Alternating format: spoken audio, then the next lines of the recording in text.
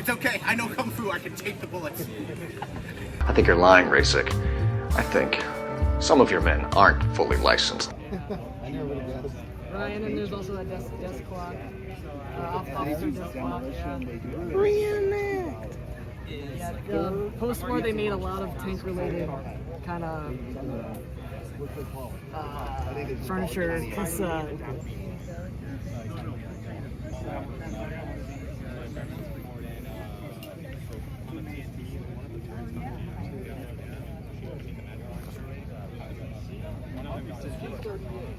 what that is?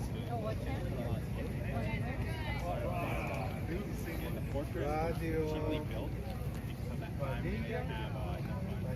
So that wall. So dance radio, right? Next to it was Reenact!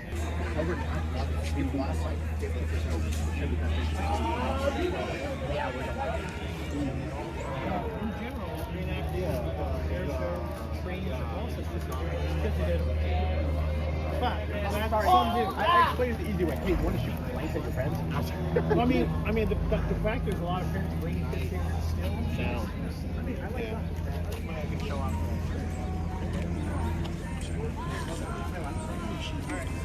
Sorry. Yeah. Well, that's why I did this.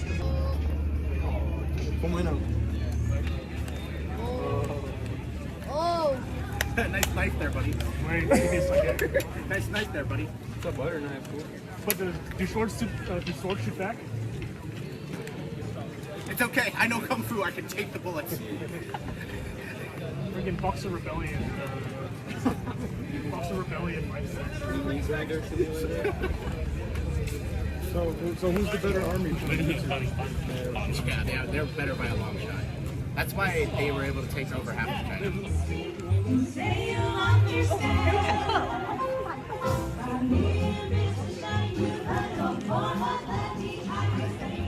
The American City.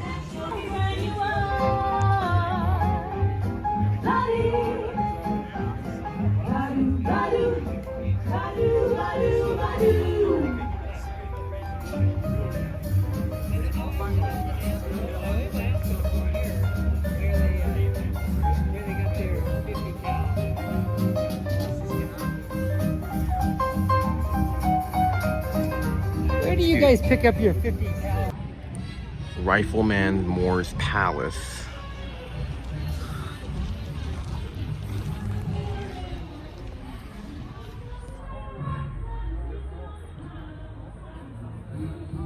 This is a very luxurious palace, the most advanced palace of its time. You see the luxury of British gear. This is where cities are built. This is the most advanced of all.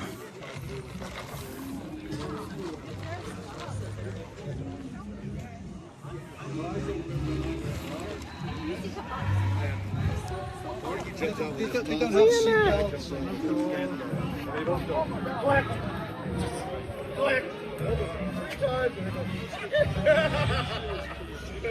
Just misfired. City you're building with this.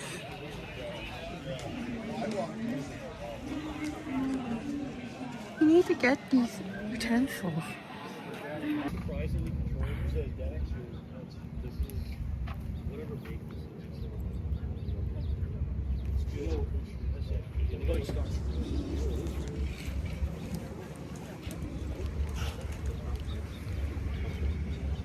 Yeah. You want this like yeah. Reenact!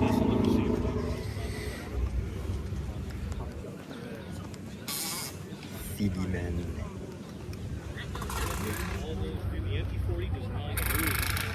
Built to rule. The killers.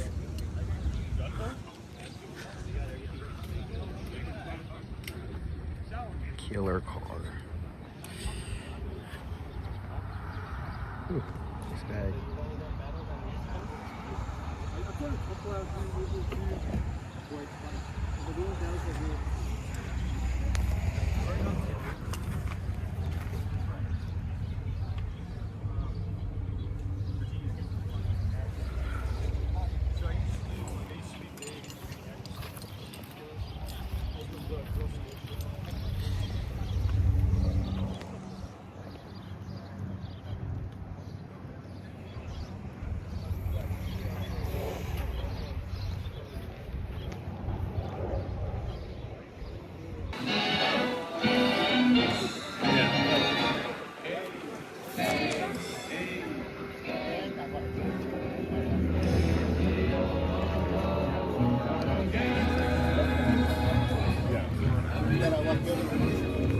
Yeah.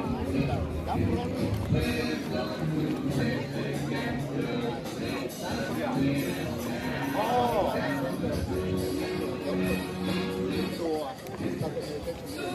Yeah.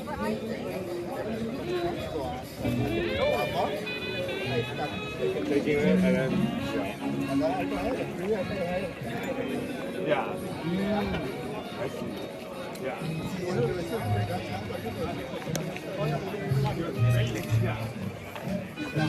Yeah, because you don't know what's going on. Takes you straight into the chaos of World War II battlefield with a gripping look at demolition weapons carried by the frontline infantry. These aren't abstract tools. They were last resort when soldiers had to break through barbed wire, breach bunkers, or clear a path under fire.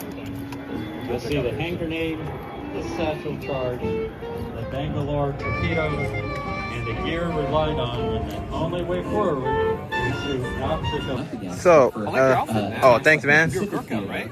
No, French Indochina. Oh, okay. Oh, French Legionnaire. Mm-hmm. Oh, nice, nice. So, what kind of equipment you were wearing? This is basically first U.S. equipment that was issued to Special Forces 1962. So they had the Bolo, 30-round magazines for the M1A1 floating carbine, and basically, you know, surplus U.S. equipment prior to the M16. And so this was a uniform that the U.S. Special Forces wore. It's called Bogang, which means leopard spots. So these are in-country made, and then these were what they call the first pattern jungle boots called the Okinawa boot with the double buckles.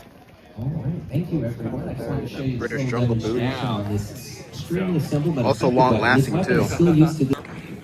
If you have any First aid questions kit. for us, feel free to reach out. We encourage you to I have contact a few us new on our pieces that We are were here all day today. developed for And at special warfare. 2:40 today, we'll be doing First our Green infantry Berets battle that were here, in and right afterwards is when the 1962. tank will be coming out and That's running over representing some 7th Group. With the Flash. Have a great day. That's a first style flash called the Skull and Bones. So, you guys are equipped with a M1 carbine. Yep, put with the M1A1 carbine. That's correct. Yep. I have that inside, so sorry you didn't have one. That's fine. Did you guys also use MP40s? Oh, sorry, say it again? Do you guys use MP40? No, that was personal preference. Some of the guys, you know, there's some pictures of like special operators, you know, special operations guys carrying one MP40 or something. They use Swedish K, so that was the M50, right? Swedish K, they use that. They use grease guns. Pretty much whatever they could kind of grab at the beginning, you know. Some even use Thompsons and M3 grease guns, you know. So that's how it was, yeah. Another surprise, it has cargo pants, which is a pretty uncommon feature. Yeah, so they have cargo pockets right here, but they're very small. You can see, right? I mean, Not it's, very utilitarian, right? They're very small. it's better than no cargo pants. Correct, yep, correct. And Just also, like your uniform, you don't even have cargo pockets except for the one at the front, like the British, right? Basically, yeah, that's mostly just. right? They copy like the British style, which is good. Mhm. Yeah. So, do you represent Indochina war? Indochina? Oh yeah, I am Okay, doing that's it. cool, right? Yeah. I have a question with that T-shirt. Is that a modern T-shirt or? I use this because it's basically it's a old I forgot who made it, but it's no seams. This is a tube T-shirt. That's why I use this one. So it looks close to the 1960s Hanes or Fruit of the Loom, if that makes sense, right? Kind of like you know, old school, but modern made. So because you know, hardly that many people make it. It's even right. Also pretty expensive too. Yeah. I saw the Jungle Bolo, right? Oh, the bolo. This is the U.S. Special Forces Jungle Bolo that was made for them. Yeah, very unique for that early period. Made in Japan. Oh, that's back when Japanese stuff were my Japanese crap. made, yep. A lot of this was Japanese made for them. Even some of these uniforms were made in Japan, not in country. Yeah. I mean, back in the day, Japanese made stuff is Chinese today. Exactly. But now, they were very good. You know what I mean? They were very good. yeah, nowadays Japan is like pretty much high quality. Japan definitely had good quality. Hong Kong had cheap quality. If that makes sense, right? Oh yeah, that was pretty much before China, and then China, then back But like your this. look is good though. Mhm. I like it. Let me see how you look at that. Here, the canteen and everything. Oh, you can record me. Oh, okay. Let's see. Here, let me shoot you. You wanna? Are you there? Oh yeah. Hit record now. Hit. Oh, right there. Yeah. Is that right there? No, Oh, sorry. it's over there. Okay. It's very, you can just do it now. Okay. Yep. So this is pretty much like, this is what the British would have been equipped with. No, the French would have been equipped with during the Indochina War, as they used a lot of surplus British stuff. And as you can tell, it doesn't look like coherent because you can see line code, khaki this. And I suspect it's because that the British were like supplying whatever all their stuff, so it would have been out of possibility that the setup would look like that. Of course, in a lot of historical photos,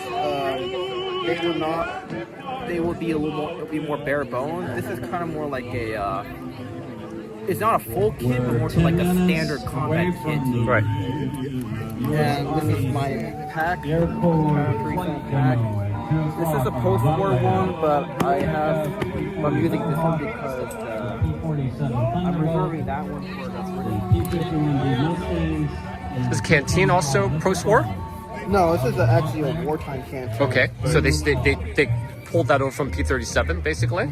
Okay. But the felt is removed, and I suspect that soldiers during that time would actually remove the felt because it gets in the way a lot. It was also because it's hot. Yeah. Probably kept the water too hot, too warm. Also, the trousers is pretty much a P-44 khaki battle dress trousers, but they're very similar to the wartime ones. The only difference is that the pockets are like different. And also it has a belt loop, whereas the originals do not. Right. This is a Bronson MFG co-copy, and here is the Swedish M52 belt, which pretty much they would have used the US War II US khaki trouser belt, but I don't have it with me. And as for this one, this is pretty much the M47 shirt, as during this time they would have been given French equipment. As you can tell, they have the M47 HPT uniforms based off the M43, but not enough soldiers were equipped with that uniform, so essentially they're still wearing khaki by this time. And for the rifle, this is pretty much an SML Lee Enfield Mark III. This is pretty much a very common rifle to see in Indochina, as British gear would still be present even until the end of the war. I also got the Banana Republic made bush hat. It's very similar to the wartime ones, and I actually had the bush hat, but it's in Israeli marking, so I just used this one because it's just a better fit.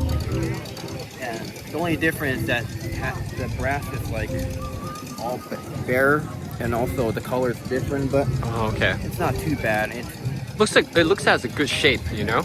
Has a really good shape. And last but not least is pretty much my footwear. This is pretty much the Palladium. These would have been like, these would have been, I believe, private purchased by French troops because they would have been issued with boots.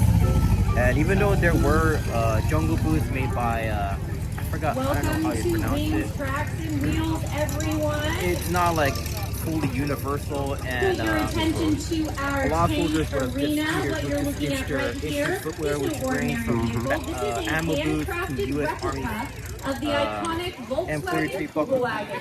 One of the Pretty most much recognized military vehicles M1945 of the Second World War, and it So was pretty much built in all Albuquerque, the equipment they're issued is pretty much Now, let me you get tell what you you a little bit receive about type my of stuff. process. Nice. So yeah, that's Whether pretty much addressing in basic terms of my mechanical needs equipment. or fine-tuning the smaller I could details, show you this more, car but this was is never pretty much truly fit.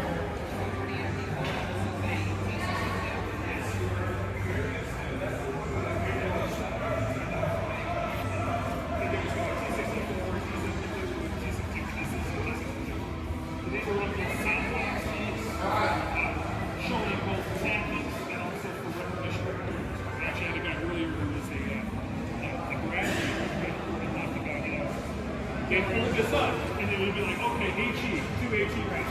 And then someone hold up this, and it's run away. Or use Tunis. But it says even still, it's like by the time you get all lined up to fire the toe, he's already got the shot. So it's like run away. True. The toe is normally if they're in place. So when they were, and during Desert Storm, they were mostly using them when they were parked. It's not when you're in a running fire. I know, it's just that there was that one story.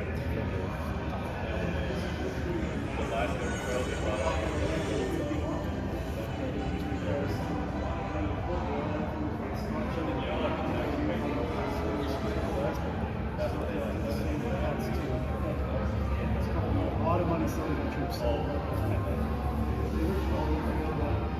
It's the green. Just look much more uniform like.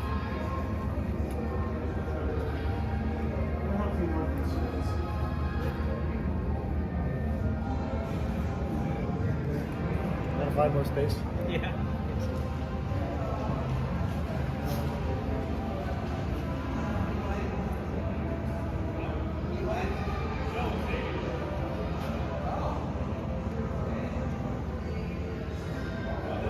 Are these all original?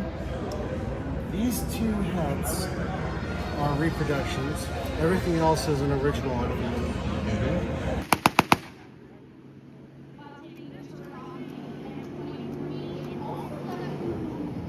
Exposed to the elements, whether it was the Battle of the Bulge or the blistering heat of the summer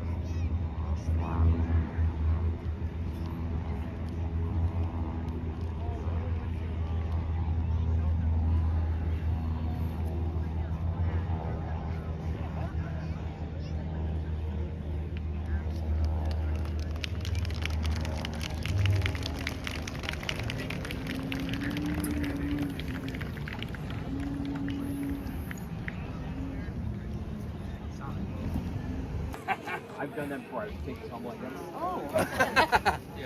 Yeah, historically it would have been volume of fire. Oh, there's an enemy soldier there. Okay. Diesel has its origins stored straight out of a Hollywood environment. It was secretly developed for a highly classified commando raid known as Operation Cloud. The plan was to drop a special forces unit into the freezing mountains of Norway to destroy the factories producing heavy water for the Nazi atomic bomb project. The military desperately needed a vehicle that could quietly travel over deep winter snow without getting stuck. And the Weasel was their answer.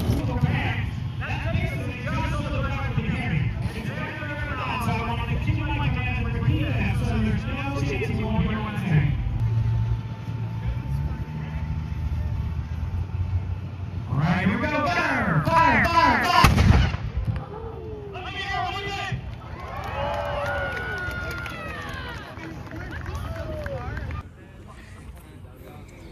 Jesus.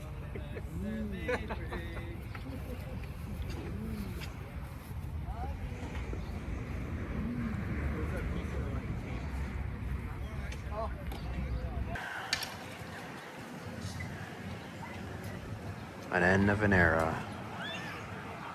The city has been built.